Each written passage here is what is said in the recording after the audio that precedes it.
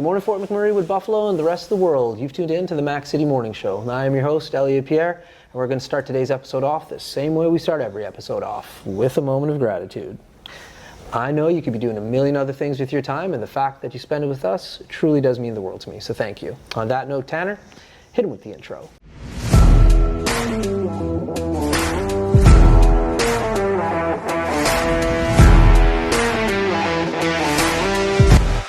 How's it going, you guys? It's Jake White, JJW, coming at you from Norrell Toyota in Fort McMurray.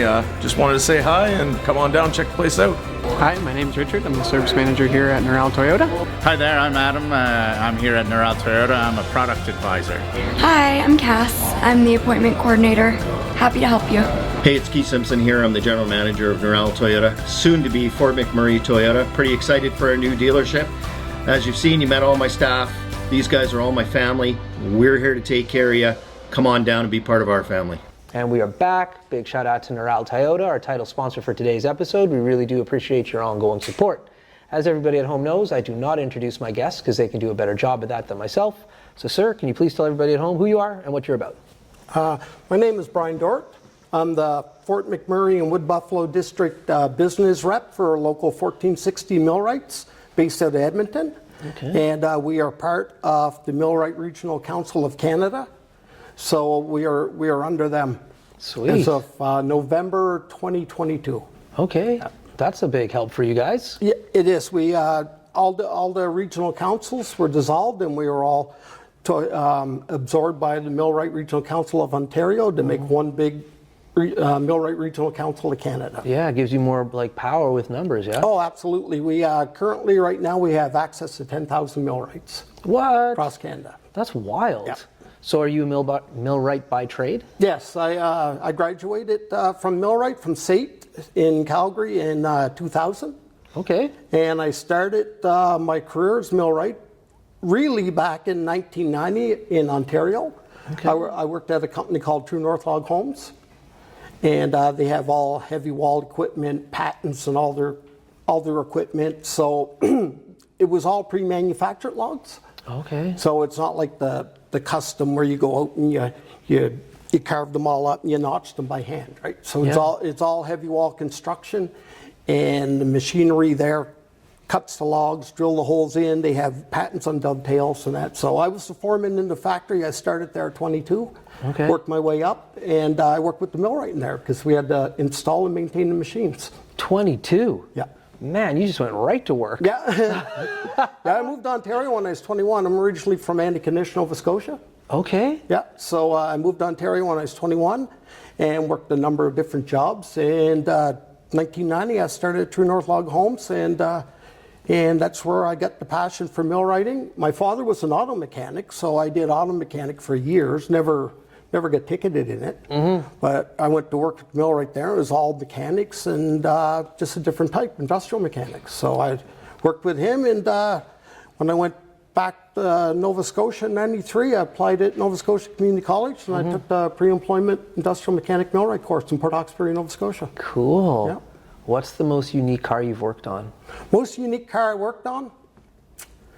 Probably unique. I never worked in too many sports cars and that, but I would say the Beetles, Okay. Volkswagen Beetle Bugs. Yeah. Why did that stand out for you? Well, they have a rear engine in them, and they're very small. They're air cooled. They're kind of a unique system how they run. But problem in North America with those, or in Canada, it gets cold and there's not much heat that comes out of them in the winter time, right? That's right. Yeah.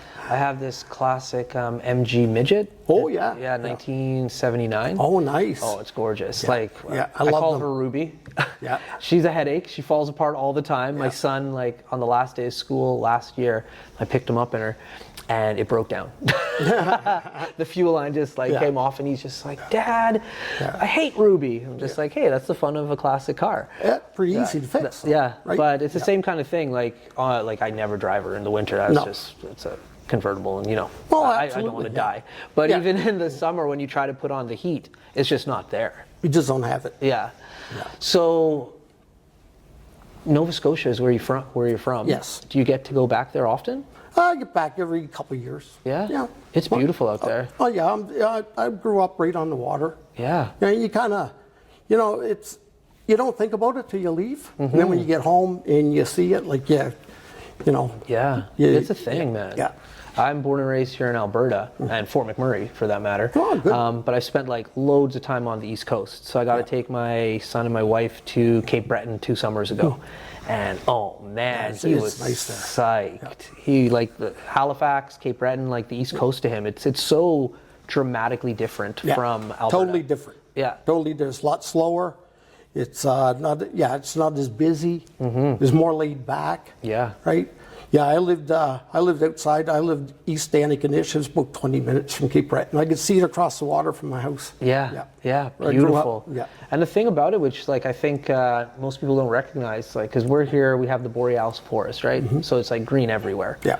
Coming back in Fort McMurray too, it's nice to see, especially with all the rain we've been getting. Very green this year. Yeah, but like the amount of greenery you guys have out there too is wild. Well, you can see so far. Yeah. Because you're on the old Appalachian Mountains. So you can see so far away. Yeah, Look across the water 30 miles, right? So, yeah. gorgeous. Yeah, it's different. So where do you call home now? Fort McMurray. No doubt. How That's- long you been here for? I've been in Fort McMurray since 2016 when I took on a business rep job here for Millwrights. Okay. And I come up here to work when I lived in Calgary. So I moved to Calgary in '96. Okay. And I moved here to pursue my millwright career.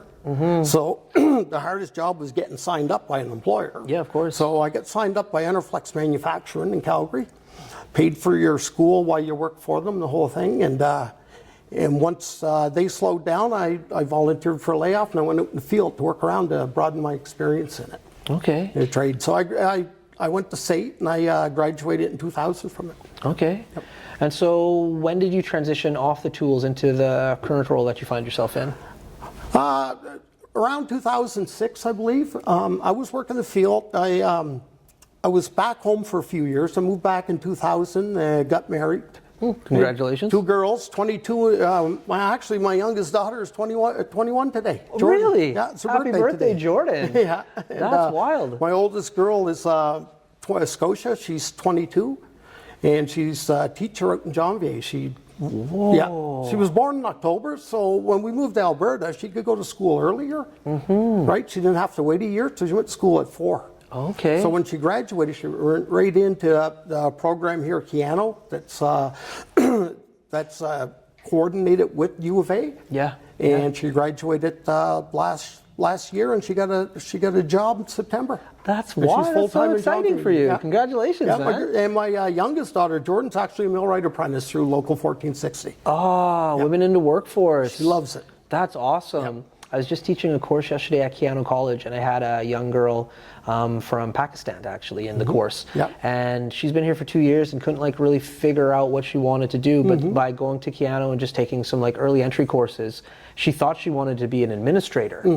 But then like she kept seeing these guys in the coveralls and like walking around, and she's Yeah. like, what are they up to? So she's going to enter into the trades. Awesome. And like women in the workforce, especially trades. I used to be the president for the local welding association that was here. So like there was always this big push to get like women Yes. into the workforce. Yes, So we need women in the workforce. 50%, over 50% of the population are women. that's right. And in 2006, when I transitioned away from the tools, I actually got a job teaching at SAIT in Okay. the millwright program. Yeah. So I worked at SAIT for almost 7 years teaching there, and I can say that the women that come through, and there wasn't a lot, right? So I'm glad they're putting more focus on it now. Yeah. But they excel. They're excellent. Yep. Excellent Facts. at the trade. Facts. My whole like career in human resources, I say it all the time, was built with the help of moms. Like Absolutely. you hire a mom, you are good to go. Once you're flexible with their time. Yeah. Like you need to recognize they have children. So That's like right. if you think they're coming in at 9 o'clock all the time, well, you know what? They might have to drop their kids to school. Like, Yeah. but once you're a little bit flexible with them, oh my goodness, they're like dynamite. excellent learners. Yeah. Excellent. I had a lot of women as apprentices, and they were excellent as well. Yeah. So in your new role, what do you find is like the day-to-day thing that is like your main focus? Main focus absolutely is representing the members. So as a business rep, what we do is we represent our members under our contracts. Now, there's a lot of issues that can come up, and a lot of times the members just want questions answered, because a lot of them aren't too used to what's in the contract and that. And I tell them, text me, call me, I'll help you anytime. Yeah. After hours, shoot me a text. Yeah. Right? Just Like I available want to for be them. there for them. My job is to look after the members. That's awesome. That's awesome. Well, listen, my dude, I'm not going to keep you for too long. So everybody, before I cut them loose, gets a shameless shout out or plug. So they Okay. have the mic, the camera, the lights. Okay. Have fun. Shameless shout out. Apprentices. We need apprentices out there. So anyone who's an apprentice, I know times right now are starting to boom again. And if we don't have apprentices, we have no journeymen, right? And I'm currently working on getting more. Our local 1460 Edmonton, we're taking apprentices in. We have the ability to indenture apprentices. And if you're an apprentice, apply. AlbertaMillwrights.com, fill an application out, and I'll get the resume if you're from Fort McMurray. There we go. That's awesome. So apprenticeship is what we need. We need people in apprenticeship. We need these employers to hire them, right? Love it. That's the thing. That's your shout out. Right on. Great. Well, Fort McMurray, Wood Buffalo, the rest of the world, that's been another episode of the Mac City Morning Show. From the bottom of my heart, thank you very much for tuning in. Big shout out to our title sponsor, Neural Toyota, as well as Carrie from Patchouli Rose and the beautiful people at Coldwell Banker. We really do appreciate all of your ongoing support. Hope everybody at home is having a great day, and we'll see you tomorrow. Peace. Good job, man. Yeah, thanks. That was epic. Right on. You Awesome. killed that. That was Yeah, fun. thanks. Feel free to come on the podcast again, by the way. I'll be in contact for sure. Yeah, man. It's a lot more fun when people come into our studio. Like, this is cool because I can do them in... Hi everyone, it's Carrie with Patchouli Rose here at Thickwood Barbershop. If you're wondering what to get your loved one this season for Valentine's Day, I make an all-natural anti-aging skin serum called Good Skin. It's good for men and women, and it's available for purchase here at the barbershop, downtown at the Corridor Shops and Events, and on my website. Thank you for your support.